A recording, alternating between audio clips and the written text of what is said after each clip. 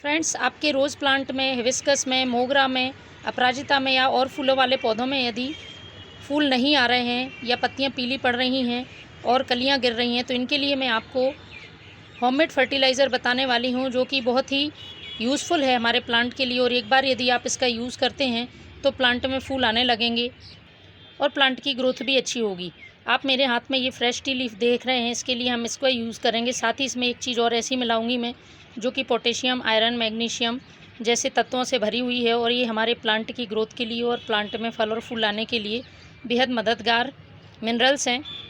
उससे पहले कुछ बातें आप इन प्लांट से जुड़ी हुई जान लीजिए। जैसे कि गुलाब का प्लांट है, इसमें यदि फूल सूख जाते हैं तो उनको प्रून करना बहुत ज़रूरी है। उनको आप बिल्कुल हटा दें और 1 और 2 इंच से नीचे इस तरह से इधर से कट कर दें, जिससे कि प्लांट में बहुत अच्छी मात्रा में ब्रांचेस आएँ और प्लांट फूल दे। बारिश नहीं होने पर सभी प्लांट्स की अच्छी तरह से गुड़ाई करें, जिससे कि प्लांट की जड़ों को हवा लगे और प्लांट ग्रोथ बनाए रखे। साथ ही ध्यान रखें, प्लांट में किसी तरह का इंसेक्ट अटैक हो या मिलीबग की समस्या हो, चींटियाँ हों, तो उनका नीम ऑयल स्प्रे करें या फिर आप कुछ घरेलू कीटनाशक बनाकर उस पर यूज़ कर सकते हैं। नीम के पत्तों को उबालकर उसके पानी का भी स्प्रे कर सकते हैं इन प्लांट पर।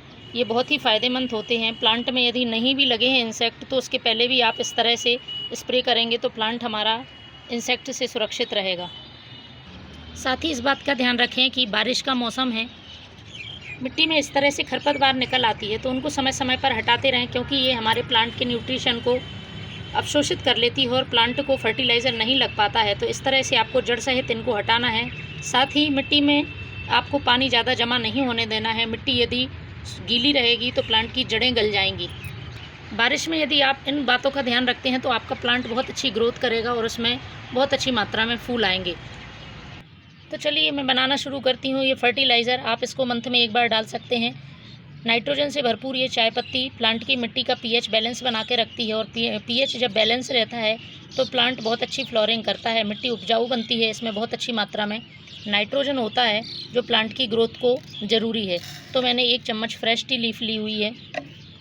इसके साथ ही जो दूसरी चीज़ है वो है प्याज के छिलके।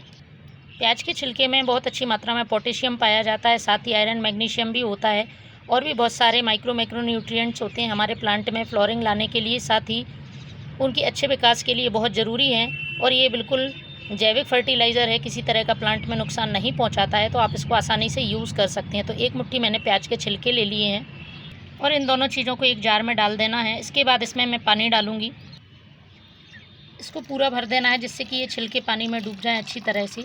और इसके लिए 1 दिन के लिए ढककर रख देना है।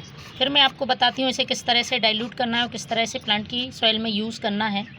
1 दिन बाद फ्रेंड्स देखेंगे, ये देखिए इसका पूरा कलर चेंज हो गया है और ये हमारा फर्टिलाइज़र बन के तैयार है। अब इसको छान लेते हैं। इसमें प्याज के छिलके भी अच्छी तरह से गल गए हैं और चाय पत्ती का सारा अर्क भी पानी में आ गया है, जो कि आप देख रहे होंगे फर्टिलाइज़र का कलर पूरा चेंज हो गया है।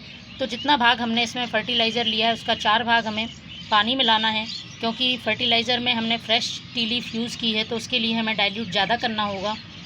तो 4 हिस्से ज़्यादा पानी मिलाने के बाद ये हमारा फर्टिलाइज़र तैयार है। अब हम इसे अपने किसी भी प्लांट में डाल सकते हैं। सभी प्लांट फूलों वाले पौधों के लिए तो ये रामबाण है, गुलाब, गुड़हल, मोगरा, अपराजिता, मौसरोज सभी में आप यूज़ कर सकते हैं। तो इस तरह से आप पॉट की साइज़ के हिसाब से अपने प्लांट में, सॉइल में इस फर्टिलाइज़र को डालें। तो फ्रेंड्स बहुत बेहतरीन रिज़ल्ट आते हैं। इस फर्टिलाइज़र को आप भी एक बार अपने घर पर बनाएं और प्लांट को हेल्दी बनाएं। Thank you.